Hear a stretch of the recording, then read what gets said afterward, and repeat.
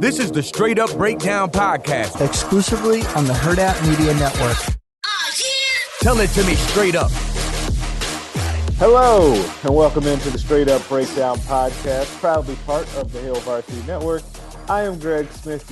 I'm actually still debating if I'm going to go and see this new Space Jam, A New Hope, or whatever it's called, movie starring, current Lakers superstar LeBron James.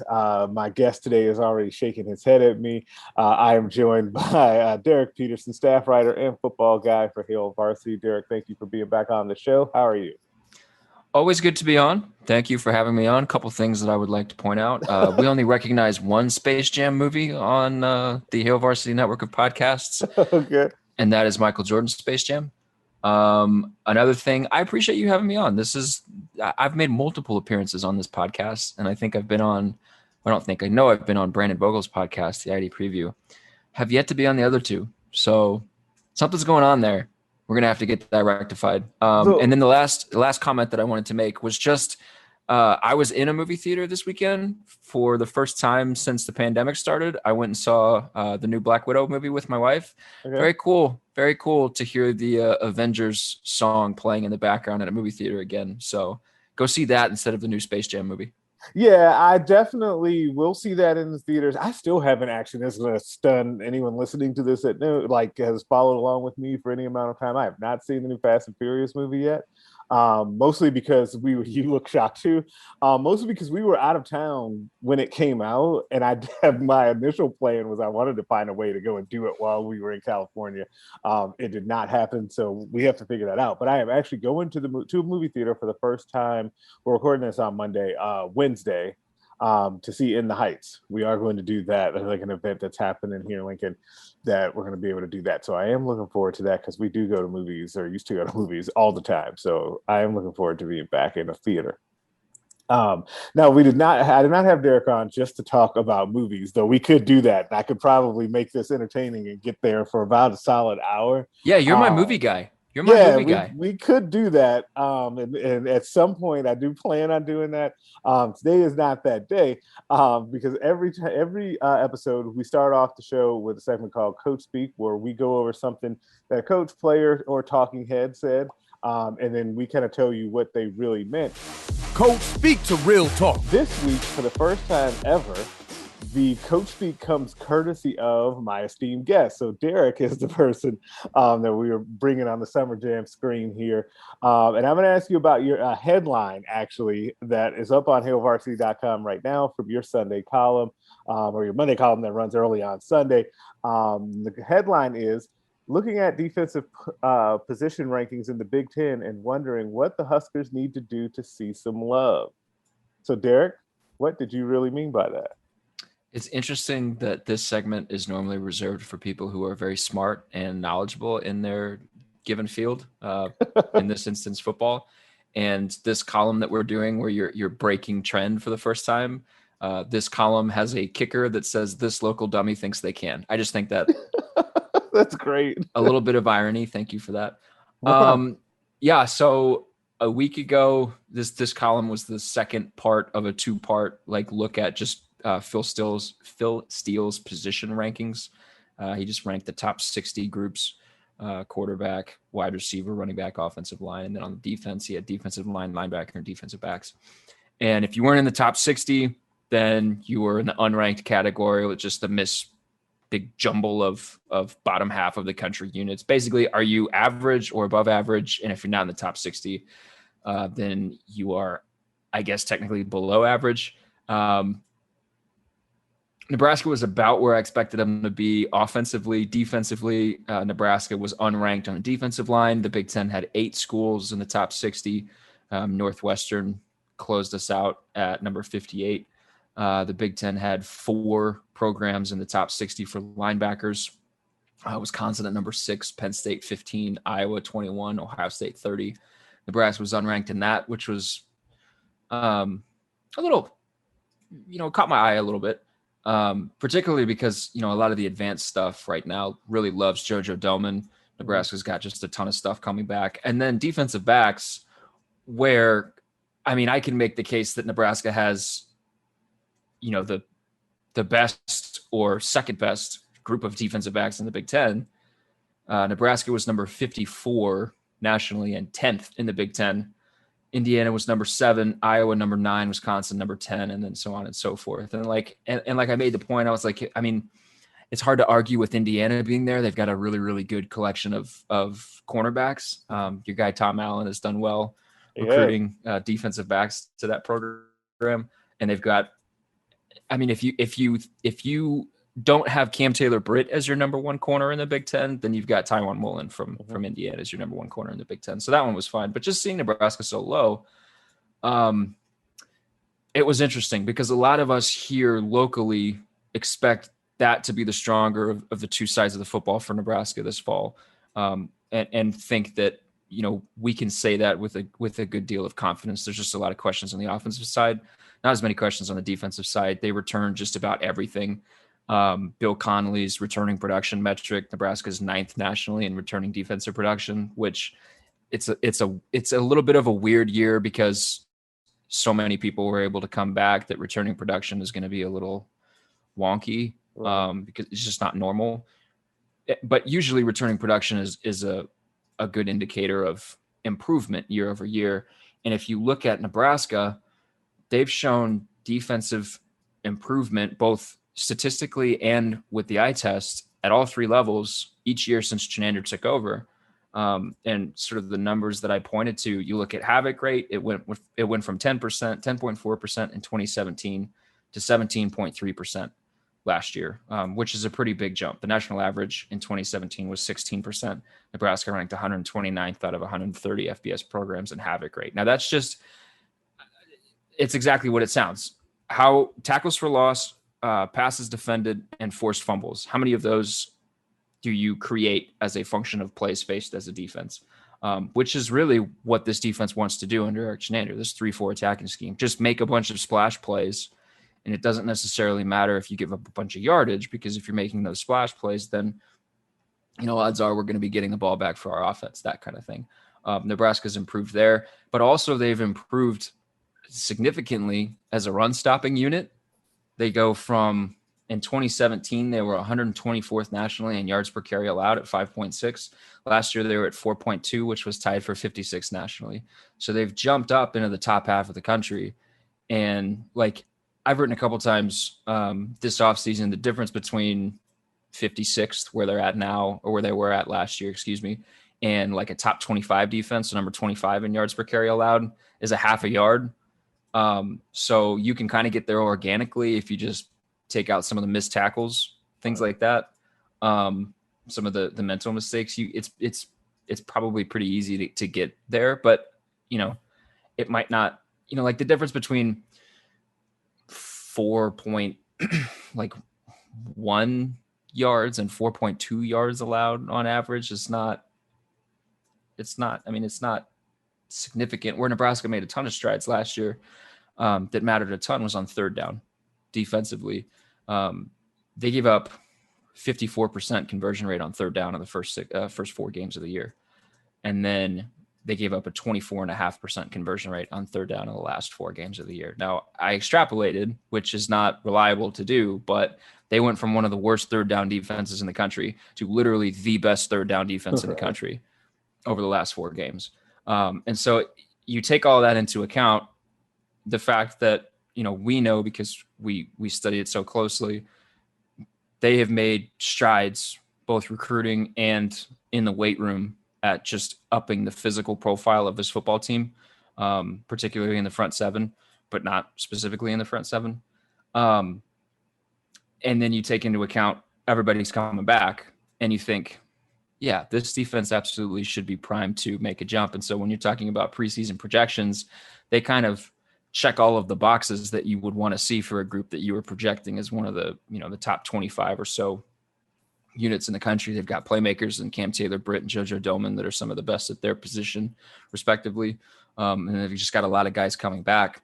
So to see them sort of not get the love that probably us locally think they should have, I'm not going to say deserve, because I don't know if they deserve it yet, which is part of the problem, was an interesting thing for me. And I put in that piece that it's probably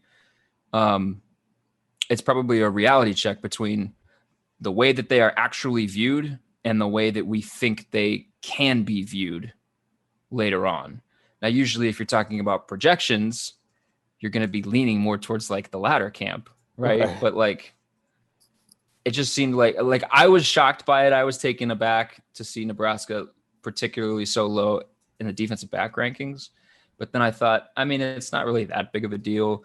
And it probably just shows like this is how people view them. This is where they're at, and they still have work to be done to prove that they are, deserving of being a top 25 unit, which we all think they can become.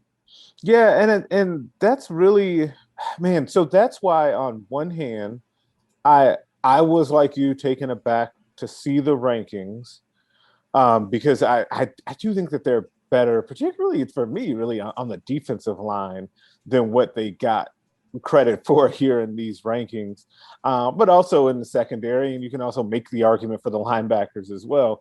But at the same time, I can see how you get there and projecting them, because like you said, they haven't earned it.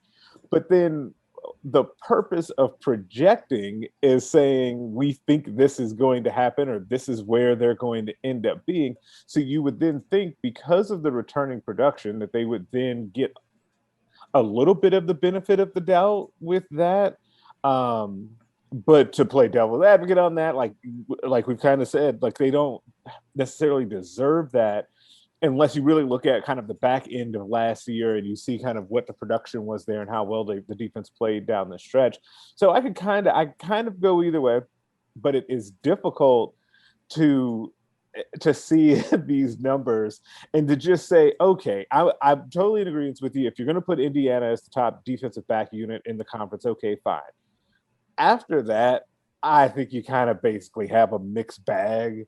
Like, and in fact, like a team like Wisconsin gets the benefit of the doubt that I guess they've earned over a course of time. The same with Iowa, whereas Nebraska really doesn't. The thing that really gets me is like, okay, you want to say that even though it's 8 spots, Michigan State's defensive backfield is better than Nebraska's. I don't know about that. Like, I would wonder that if you went ahead and if you called up the 2 defensive coordinators and you said, let's get on a conference call and we want you guys to trade defensive back rooms. Like, if Eric Chinander would just start swearing, like it would be, I don't know that the Nebraska side would want to do that necessarily. And so it's just interesting. And that's why I wonder, like, if you start to make these lists halfway through the season or later on, like when people start talking about, oh, this is the best unit, best defensive line units in the Big Ten or in the country, if you'll see Nebraska be able to shoot up some of those types of lists, just because there's a lot of room for growth, because I just think that this is another example of what we all kind of think about this season anyway, regardless of like you're, on the team, you're a coach on the team, you're a fan, you're an analyst, you're a media member, whatever. Like, everybody is kind of they've got to just go out there and do it mode. And I think that these rankings really reflect that. Yeah.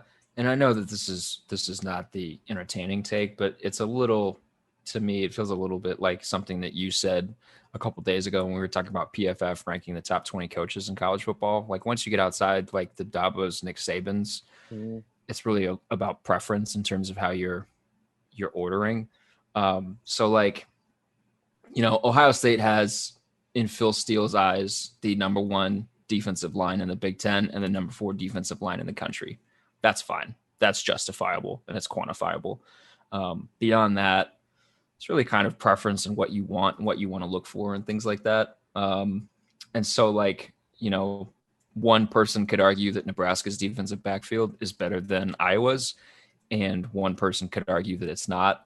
Not to like stick on the defensive backs, but it is the thing that I looked at and I was like, this is a lot of preference. Is, Indiana statistically in some of the areas that you look at that would signal like elite secondaries, they weren't really elite in some of the numbers that you look at. They just have a lot of really talented players that you look at and say, yeah, that's a really talented player. Right. And, I could argue, because I've watched them a ton, that Nebraska has those guys. But like the fact of the matter is this was a team that gave up 29 points a game last year and went 3-5. So like, until they start winning defensively, it's going to be a situation. And I mean, we've seen Nebraska players deal with this for years and years.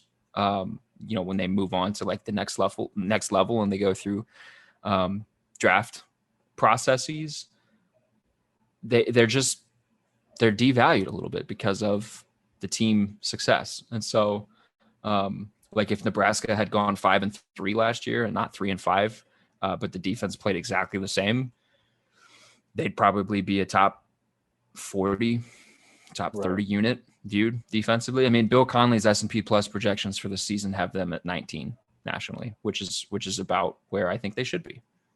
Yeah, it's wild how in that specific example, 2 games really makes a huge difference in kind of the perception, right? And you could find those 2 games on the schedule based off of how the results went last year, and flip them, and things would be viewed, I think, drastically different for this program. And I think that there are just so many components of this season that are really interesting to me, or we say intriguing because we're going to get to that in a second. But this defense and how you end up viewing them and like the potential for them, which I think without putting words in your mouth, you and I are in agreement that the defense's potential is very high. Like I think that the defense could be really, really good this year. Because and I was thinking about this recently, like even as much as like fans harp on the outside linebackers on the team, like I think you actually get solid play from that group.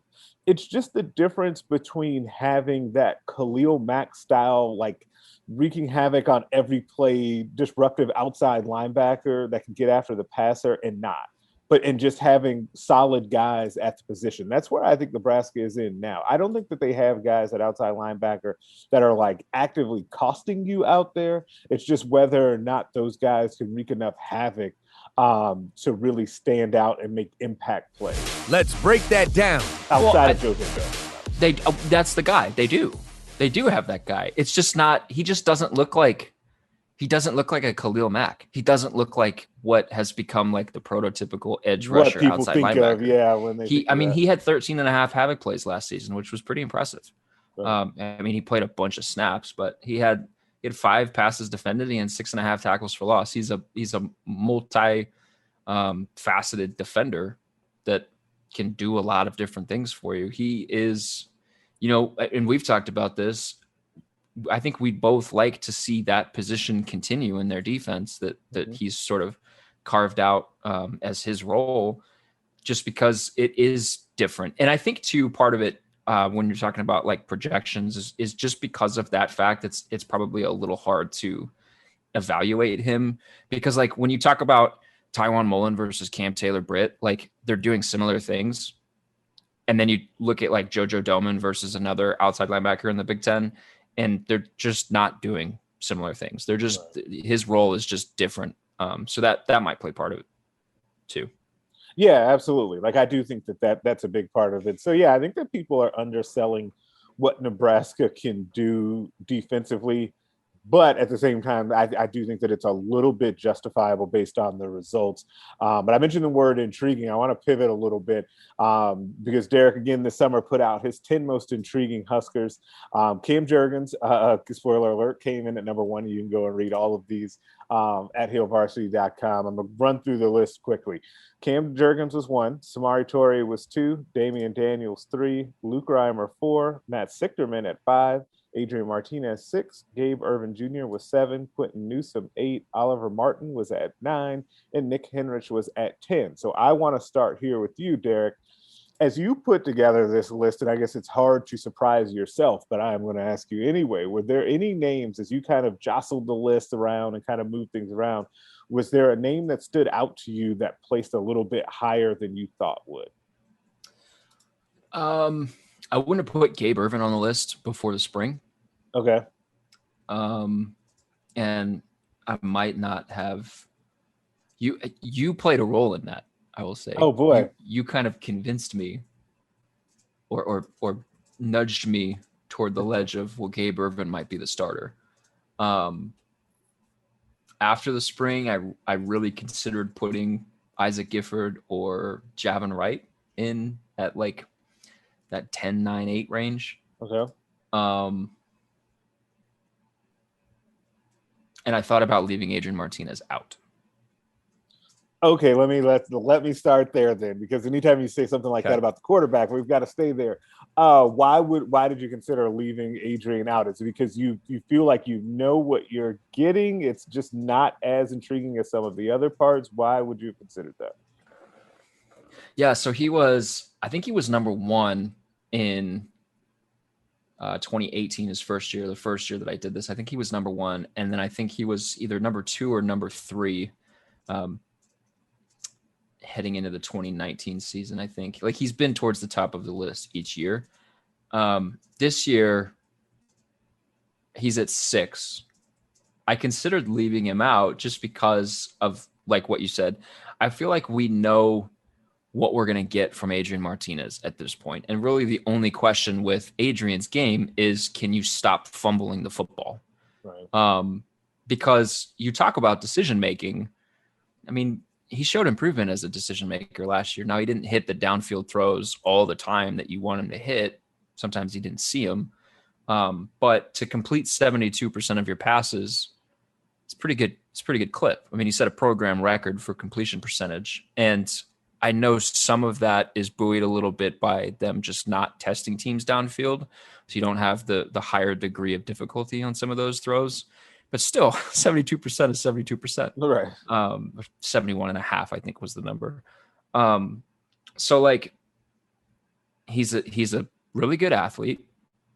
He looks to be in slightly better shape. Looks to have trimmed down a little bit. If he can kind of rediscover the freshman year explosiveness that he had, kind of first couple steps, that'll be big for him. And they said it all spring long. It's just don't turn the football over. Just hang on to the football. And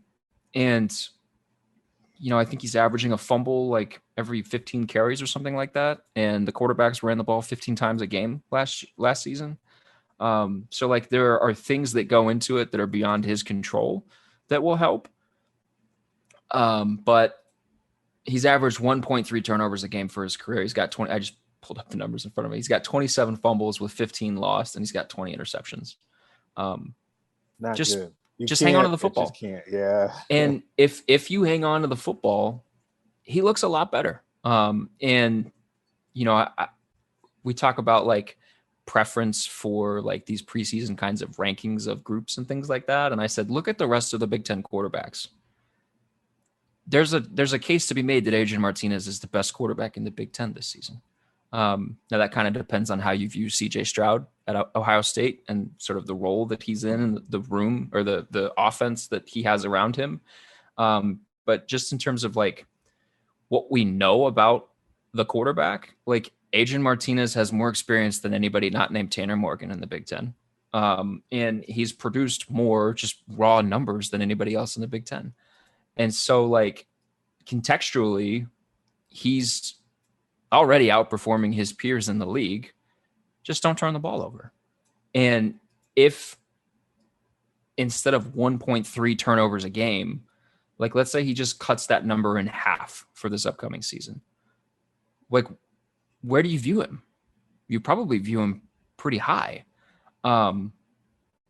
He was second last year in the Big Ten in QBR, just behind Justin Fields. Like this is not a bad quarterback that I think people thought he was after his sophomore year. This is I'd say an average quarterback, an average to good quarterback. And so if he can just limit the mistakes, like Scott Frost said, he thinks that he could be one of the better quarterbacks in the Big Ten this year. And that's probably because of the offense that we think he'll have around him. And just the system will allow for a little bit,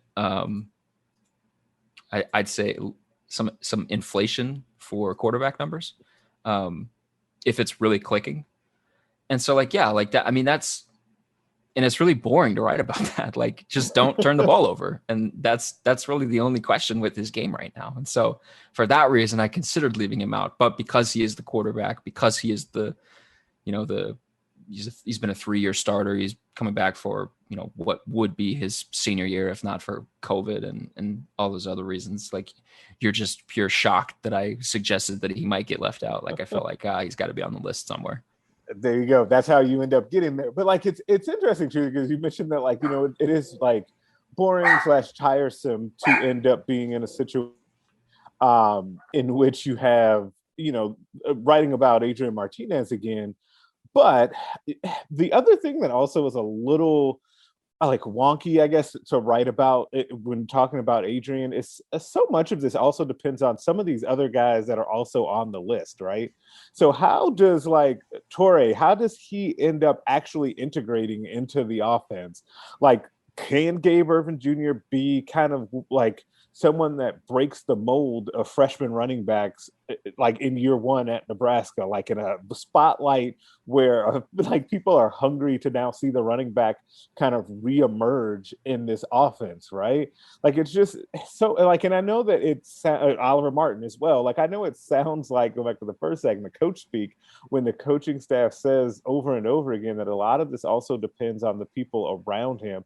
And that's before we get to the guy that was number one on the list, Cam Jurgens, which directly impacts how Adrian does. Like, a lot of that other stuff around him does need to be better, and that is not to minimize the impact of all of the turnovers. And I think that that's been covered ad nauseum. But I do think that we have to allow for the outside forces around Adrian, aka the other players, like them rounding into shape will also trickle down to really help Adrian look better as well.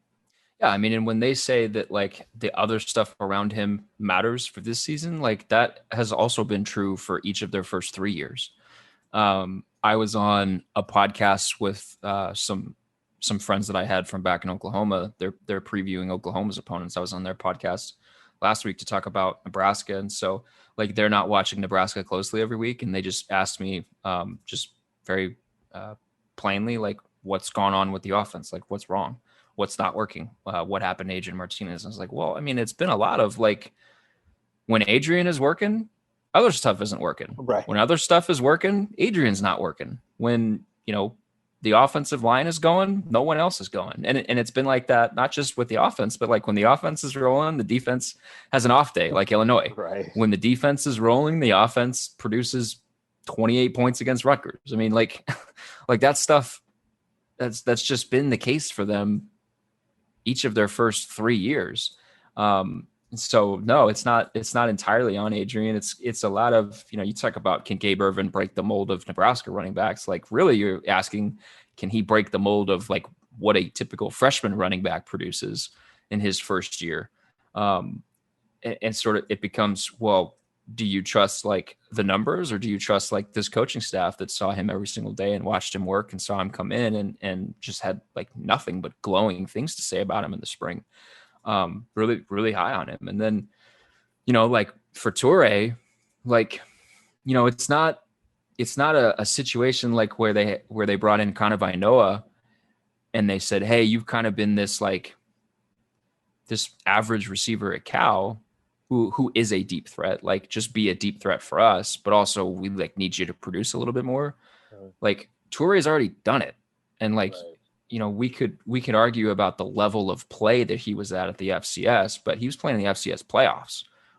That's a high level of football, and it's a level that has stakes that Nebraska hasn't played a game with in a long time. And so like for him, like if he is that kind of player, I think he can elevate their offense significantly more than, if Adrian completes 76% of his passes, or if Adrian is suddenly he's better throwing the ball on that 15-yard out route or something like that, hits it at a 5% better rate or something like that. Like, I think there are just some other guys that can change the profile of this team in kind of a major way. It's why, Adrian got talked about in the spring, but we kind of focused on a lot of other pieces around him. Yeah, if you think about it, it does fit. Like, sometimes I do sit back and wonder, like, or think about, like, the coverage around, like, the offense or the defense that typically break them out in my mind. Like, it was a lot of talk about what was happening outside of Adrian Martinez. If you just listed out the big storylines from the spring and what will then end up being the big storylines at the start of fall camp, I guess in just a couple of weeks, because that continues to sneak up on me. We're going to be talking a lot more about what's happening at that running back spot, how the wide receiver group comes together, because we talked about Torrey. Oliver Martin, we've mentioned, was number 9 on your list. And he's got a big role in a big say in what happens with that group. What happens with Omar Manning this year? Does Xavier Betts take another step into what people think can be like a future star? Like, there's a lot there. And we haven't gone to the offensive line and the tight ends.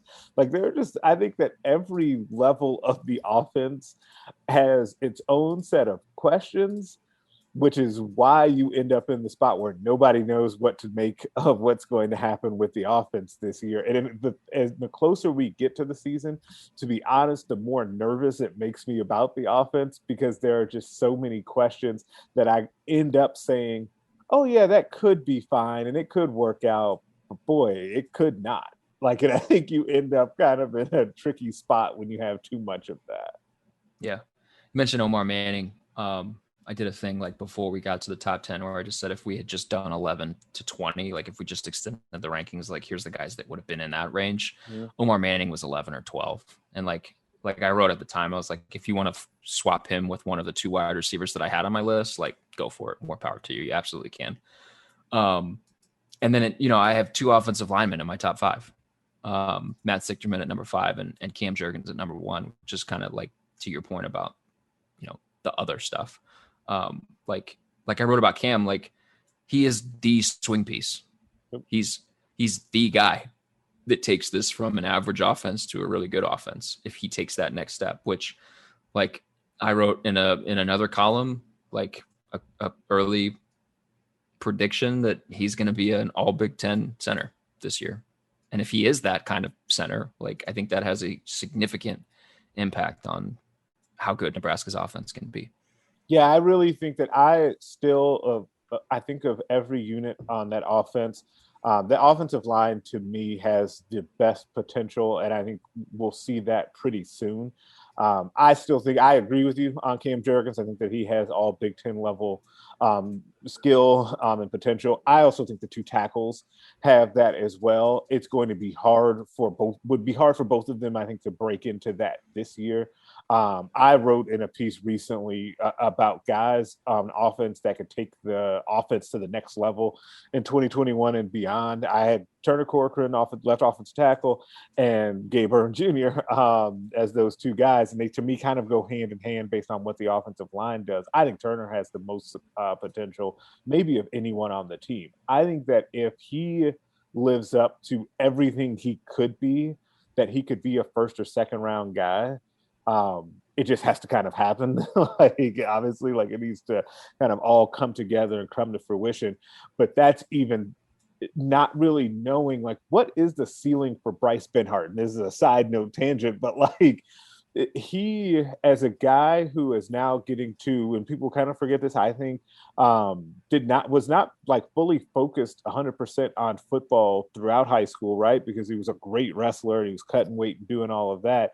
Gets to Nebraska, but he got to Nebraska not as an early enrollee, but as a summer guy, and then plays early and got his feet wet, and is now entrenched at the right tackle spot.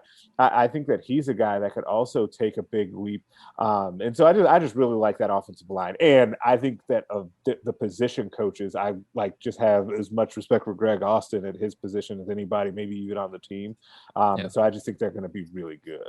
Well, this is a question for you that's right in your wheelhouse. Benhart, that was his first year starting last year, correct? Correct. First year as a full-time starter, 2nd year with the team, so he's going into his 3rd year. Turner's going into his 2nd year. I mean, this staff recruits, like they think ahead. They don't necessarily recruit ahead, but they think ahead and plan ahead, and they're thinking like years in advance, right? Mm-hmm. Correct. Yeah. So like when they're putting this class together, they're thinking like, okay, like, here's the question that I have for you. When they look at Turner Corcoran and Bryce Benhart, they're in 2 different classes, but they look at those 2 guys. The hope was that those could be the 2 pillars of their offensive line at tackle, right? Like they were when they were looking at those two guys, they said we're going to put one of them on the right side, we're going to put one of them on the left side, and they're going to be really, really good tackles for us. That'll be future NFL guys, and we're going to have a really good offensive line for a couple years with them, right? Like that was best case scenario. Yeah, that was the best case scenario. Yeah, because then you have two guys that are also, for their size, very athletic, that can do all of the pulling and all of that this offensive line requires and has in it when it's functioning at a high level. Yeah, and so like. We're not gonna see that idea realized this year. There's still, I mean, like I just said, Turner was going into his second year. Bryce is going into his third year. Like they're still young, relatively, but like that's the supposed ceiling for the offensive line. Like those two guys being that level of player, and if they hit it, then it's a evaluation and development win for Nebraska, and they're better for it. And if they don't, then something went wrong. But like that's where we think that this offensive line can go. And that's a pretty good situation to be in. Yeah, absolutely. With and then you always, the thing about, and I don't know if this is like this at other places, but because we follow Nebraska so closely, it feels like Nebraska also, especially when they're good on the offensive line, has a guy that kind of comes out of nowhere or that was under recruited that ends up just being a really solid offensive lineman in the program. And it just feels like Ethan Piper is destined to be that guy. Like it just really feels like that. A guy that barely had any offers coming out of high school, but then he gets to Nebraska, he develops well, and you're like, man, that guy's actually really athletic and pretty good. Like it feels like what happens at some of the other schools in the conference actually too, like namely Iowa, that always seems to have that guy that's just kind of a swing player, that's just a really solid player for you, and you can win with guys like that outside of like your pillars on the two outsides as well. And Ethan Piper's story is funny because he was like, Ethan Piper is here and we're hearing absolutely nothing about him. And then all of a sudden, oh yeah, Ethan Piper is starting and he's never giving that spot back. Right. Like it just became a thing. Like he was just there. He just arrived. Yep, just arrived. Good on him. Like happy for him. Yep. But I'm going to shift gears here slightly because there was something I definitely wanted to get to you with, before we get to put them on blast, and that's NIL. So name, image, and likeness came down the pipe. We have like. I'm not going to say it's the Wild Wild West. I think it's been fascinating to see all of the different things kind of come out of this. And as I've tweeted out a couple of times now, to me, the most interesting things about this have not necessarily been, say, Adrian Martinez signing a deal with Gillette. While that's awesome. Degree. Degree. That wasn't even Gillette. I just gave him another one. Don't forget, Drake Keeler had the wonderful tweet about getting his second degree. He did. That was an excellent tweet. Shout out to Drake. That's the only reason I remember what brand it was. Nice. So it was also, but the things beyond that have been really interesting to me. So I want to throw it to you. What are there any deals that have stood out to you, or any like applications of NIL that have stood out to you thus far?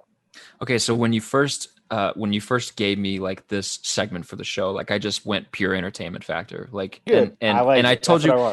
I told you before we started podcasting that I needed this moment to fire off a cease and desist order to Buddy Boeheim at Syracuse. He is selling Buddy Buckets merchandise. I understand that he goes by Buddy, but Buddy Hield already has the Buddy Buckets nickname. Like, I'm going to need him to stop. That was years ago. It's been claimed. Figure out something else. We got some like copyright infringement going on here or something like that. Or I guess maybe not, because NIL wasn't a thing. No, it wasn't. Yeah, maybe he's 20, like, hey man, 2017. Sorry, you were too early when they got blasted in the Final Four by Villanova. Yeah, stop it. I see somebody else is selling T-shirts with the phrase "Bat Flip King." Anything that promotes bat flipping, I'm for. Trey Knox, who's an Arkansas wide receiver, has a deal with PetSmart for his dog Blue.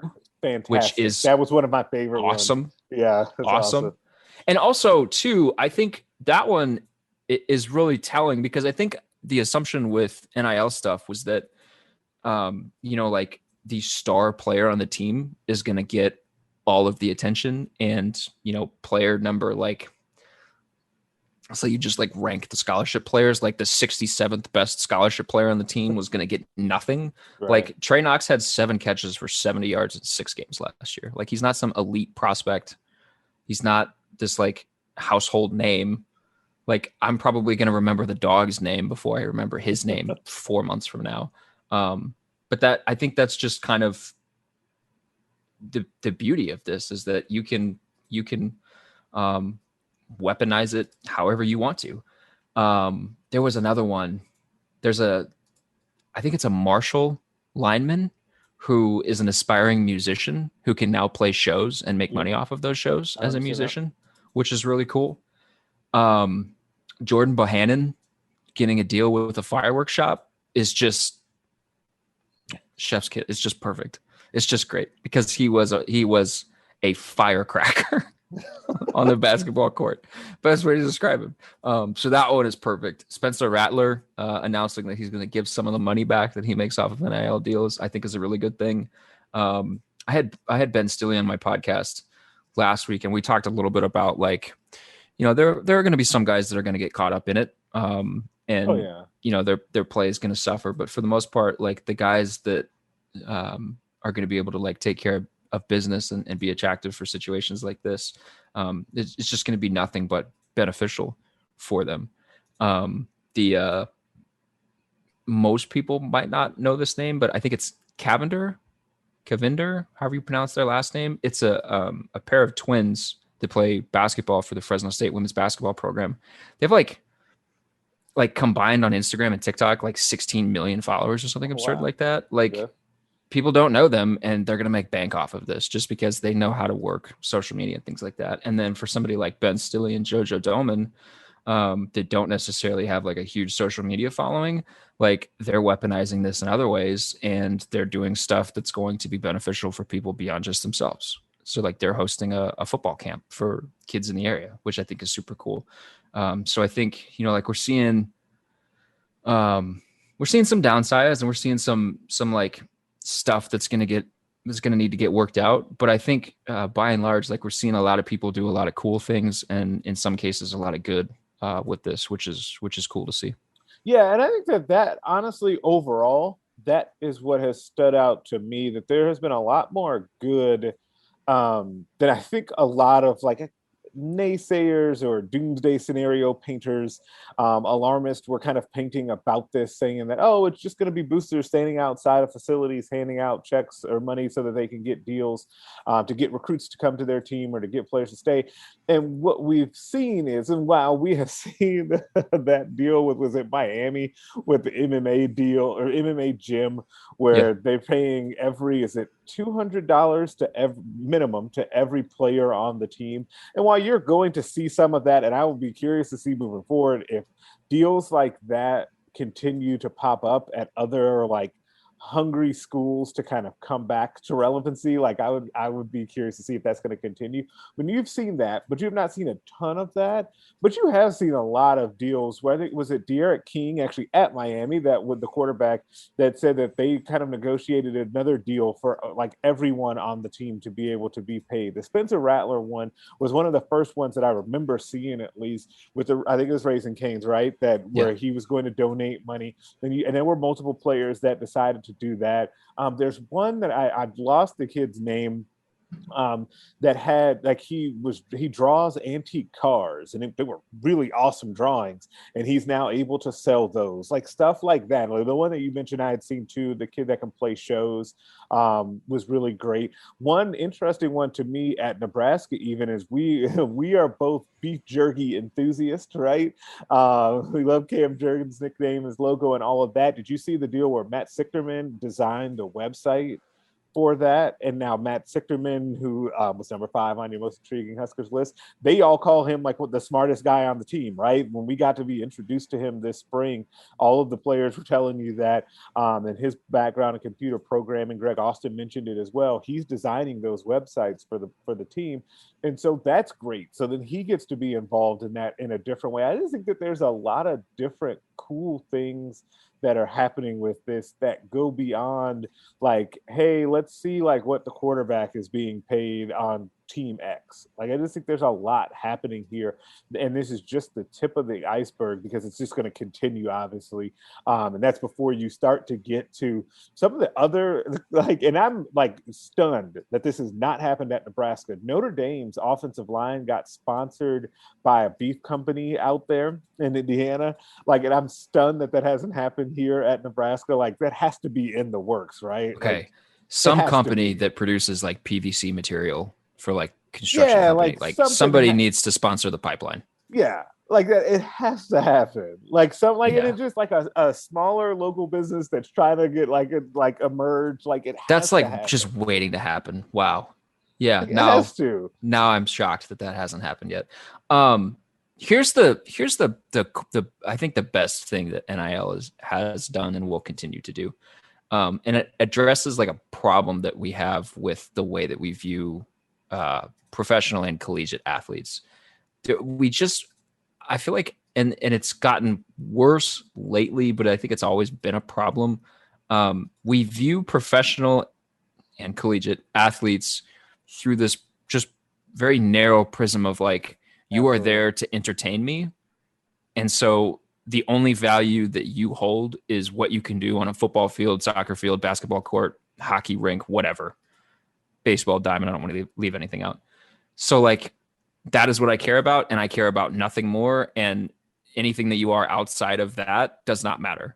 And like with NIL, I think what you're going to see is that I hope that some of that starts to disappear a little bit, because like, particularly in college, like, these dudes are smart. These dudes are funny. These dudes are nuanced. They have a lot of interest. other passions outside of just football, stuff that they're good at. Like, ESPN does a segment on game day where they like just look at a player that has a weird random quirk or ability that has nothing to do with football. Like, every single person on the team has that stuff. And like, I think the cool thing about this, like, we just talked about a Marshall offensive lineman that like plays the guitar, that has musical aspirations. Like, there are those kinds of stories with every single athlete. And I think it's going to be good for just the realm of sports as a whole to highlight some of that stuff a little bit more. And I think it's going to help the way that we view athletes, which will also hopefully in turn help the way that we treat athletes. And I think there's just a lot of potential good that's going to outweigh, someone cheating or a booster trying to like bankroll a new team, which, by the way, I included in the mailbag, should absolutely be a feature that you can enable in a college football game. Hopefully they find a way to put that into whenever we get this next college football game. Though, as a quick side note, because both you and I each have PS5s, I'm trying to figure out what's going to come out first between the new college football game, the Hogwarts game, and the Gran Turismo game, the next one of those, because all of them feel like just too far in the future for my liking. Like, I'm very upset about this. I thought Gran Turismo was Xbox only. Oh no, that's Forza. No, Never that's mind. Forza, That's Forza, which they actually have now announced a date for that after, no, I don't want to, I'm not going to go into this rant. I'm sorry. Gran Turismo, it was one of the top reasons I even got the damn PS5, and now it's been delayed so much that it's just a question mark on the release date. I really could put Sony on blast for that, but I will not. Yeah, I was just about to say, that's your put them on blast. I should actually do that, but I will not. But every week we do end the show with a segment called Put Them on Blast, where we basically put someone on blast for something they did or said. Put them on blast. Today, I am not going with Sony, even though they just got a mini taste, because they could probably have another opportunity. I'm actually going with Stephen A. Smith, who I actually think I have not put on blast before, which I was surprised by. And this is for his comments actually today, Monday, earlier, this on First Take, for his comments on Shohei Ohtani, in which he said that basically that he doesn't think that it's a good look for baseball to have Ohtani be the face of the sport or the emerging face of the sport, because he needs to have a translator and he doesn't speak English. He has to go on blast for that. Number one, I've gotten really into that story. The Shohei Ohtani story, I think personally, is the biggest story in sports right now, and I don't feel like people are talking about it enough. He leads the league in home runs. He's in the home run derby, and it's the odds-on favorite to win the home run derby at the All-Star number game. one seed. Yeah. He's the number one seed, and he's the starting pitcher in the game. Like he is a two-way player that not only he doesn't just play both ways, like on a day where he's off from pitching. Like he does both on the days where he pitches. Like it was something really cool. And they played the White Sox on Sunday Night Baseball earlier this season, in which he's out there hitting and he's running the bases, and he's fast too because he's a great athlete, of course. He runs the bases, he has a hard slide, but then they get out and the inning is changing, and he has to go back into the dugout, dust off, throw the shin guard off, then tuck his shirt back into his pants, fix his belt, and go back out because he's got to go back out on the pitcher's mound and pitch the next inning. Like it's just an amazing thing to see because it takes you back to like Little League, which is basically the last time that you saw stuff like this, because it eventually just goes away. At some point, like baseball just makes guys choose whether or not you're going to hit or you're going to pitch. And so Stephen A. Smith has to go on blast for like trying to, I don't want to say throw cold water on because it's worse than that. Like one of the best stories that we have going right now. I predict that this will be the next and latest like ESPN controversy that we have going here. And something's going to have to be done about that because he's not like, people are not going to stand for that type of xenophobia, like going out over ESPN airways, because it was not like it was some like random hot take. Like that was a produced segment. Like it had graphics. That obviously is something, as you and I know, like they talk about those things in production meetings ahead of time. So they were fully prepared for that. No one stopped it. So Stephen A. definitely has to go on blast for his like latest ridiculous thing that he said. Derek, who are you putting on blast? Yeah, because the caption was like, is he good for baseball? And it was like, yeah, yes. I'm interested in him, and I don't care like, about I'm baseball. Always paying attention to this now, yeah. And I am not like, this is the most I've been invested in baseball in a long time. Yeah, they got that situation. They got the Rachel Nichols situation, so it's not fun times over at ESPN. No, but well, my put him on blast is in terms of significance, not at the same level as yours. Okay, mine is just. And it's a very muted put him on blast. Like I'm not mad at him. I'm just disappointed. Okay. I'm not mad. I'm just disappointed. That's worse sometimes. Gareth Southgate, the manager for English national team. Yep. I just disagreed with the personnel decisions all tournament long. And they made it to the Euro 2020 final. They played Italy. They made it to the final. So like clearly stuff worked. Fine, whatever. But they deserved to win based off of the talent they had available to them. England did. They did not deserve to lose the final. We had a fantastic final. It was awesome. It was on Sunday between England and Italy. Italy won on penalties. Southgate's sort of, I'm going to play super defensive. I'm going to play on the back foot. I'm going to play super negative. We're going to just settle for 1-0 wins all tournament long. He did it all tournament long. And it came back to bite him in the butt in the final. They had, in terms of creativity, in terms of dynamic ability from individual players, as much talent as anybody in the competition.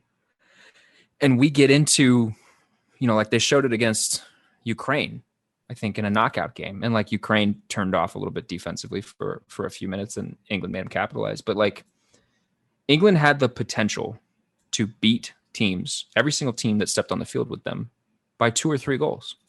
And they were just content to score once and then sit back and play defensive. And he was hell-bent on playing 7 defensive players a ton. He played this 5-2-3 formation that had 5 defenders with, he just wanted to play 3 wingbacks all the time for whatever reason. He just loves Trippier and Kyle Walker. And then he was beholden basically to Declan Rice and Calvin Phillips in the midfield, which is just 2 holding midfield players. And in the first game against Croatia, Calvin Phillips pushed forward and he looked to have a little bit of an attacking mindset, which was cool. And then it just went away for the rest of the tournament. And they have Jack Grealish on the bench. They have Marcus Rashford on the bench. They have Jadon Sancho on the bench, who are just creative players with a penchant for flair. And when they were not on the pitch, England needed exactly what they did well. They don't start the Euro final. He goes with the 5-2-3. And I'm thinking, here we go again, another defensive, boring game from England.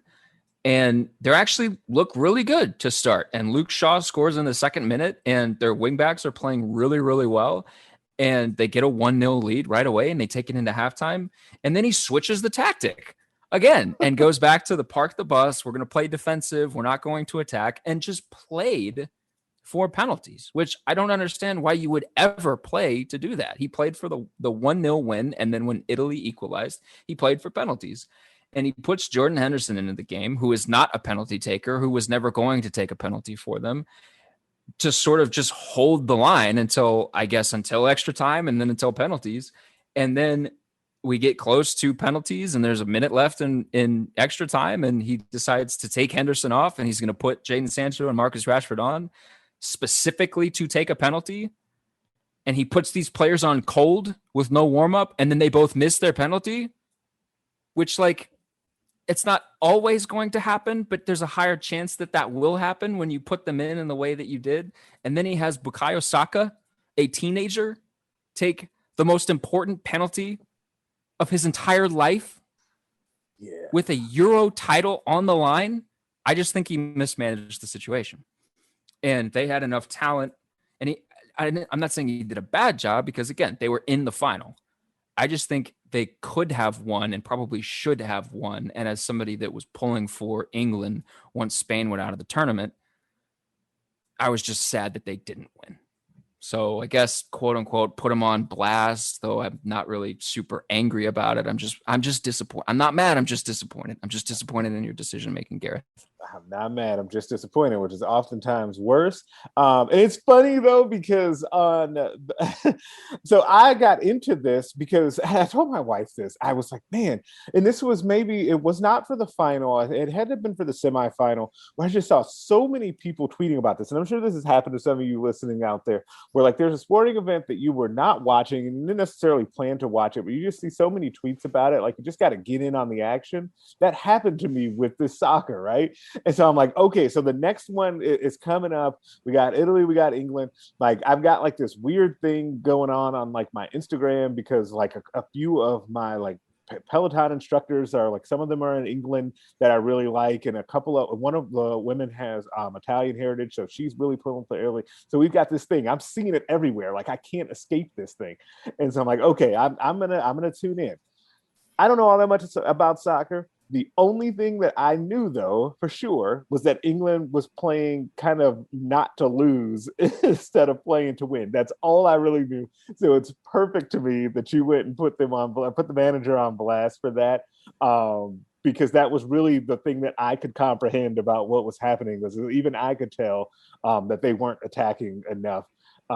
Which is weird, because in these kind of things in soccer, though, like, managers get fired for this sort of thing, right? Like, don't they end up like, because if you've got guys like that that are creative, and they had not won in, was it 26 years? It's been a long time. I think it was.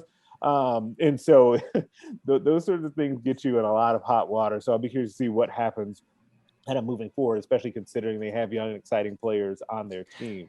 It's just this is the problem, and it happens a ton with soccer, but it's not exclusive to soccer. It happens in a bunch of sports. There's just, when you reach that level, there's sort of an expectation that you're going to be back there. It sort of feels like, oh, well, we made it here, and we do have young pieces, so we're going to make it back again. Right. Nothing is promised. It's just, you're not guaranteed to be able to make it back there. And I look at like Brandon Vogel, if he's listening to this, he's going to cringe. Tottenham in the Champions League final against Liverpool a couple of years ago. We had Harry Kane, Christian Eriksen. There was just this expectation that we were going to be back in that final because this team finally got over the hump. We're going to be back, maybe not necessarily in the Champions League final, but at that stage playing for silverware. And we lost. And ever since, there's been a talent drain from the team. We fired the manager. And now we've gone down each level since then. We out of the Champions League to the Europa League. Now we're out of the Europa League to the Europa Nations League, which is just a joke. And we're going to lose some of our players. There's, like England they might have the best team going into the World Cup next year, and it's not a guarantee at all that they'll make it to the World Cup final. They could get put into a group of death and not even make the knockout round. So there's just, when you get into that situation, I feel like coaches on the whole, like, get a little too cute and outthink themselves. Just put your foot on their throat and end the match. Score 2, score 3, end it. A 1-0 lead after 2 minutes is like the worst thing to have in soccer, the worst possible thing, because you're like, oh, wow, we scored. That was easy. Now, we can get another one because we still have 90 minutes to play, basically, or we can just sit here and keep our 1-0 lead. And the other team immediately is like, well, we still have the entire match to score, so we're just going to keep doing what we do. It was sad. It was sad to see. It definitely was. And that's where we're going to leave this podcast today, because Derek is not mad. He is just disappointed. Subscribe to this podcast everywhere you can listen to him. Rate us and leave a 5-star review. If you only leave 4, I am inclined to think you're a hater, and no one wants that. Make sure you are checking out the other podcasts on the Hail Varsity Network, the Mind Your Own podcast, Varsity Club, Nebraska Preps post-game show, and the Hail Varsity radio show. Also, check out the Hail Varsity YouTube page. We'll be back on there answering a recruiting question of the week with another video with Aaron. You can also find us on Twitter at Greg Smith HV and at Dr. PDHV. You can also email the show at straightupbreakdown@hailvarsity.com. I will catch you next week. A Huda Media Production.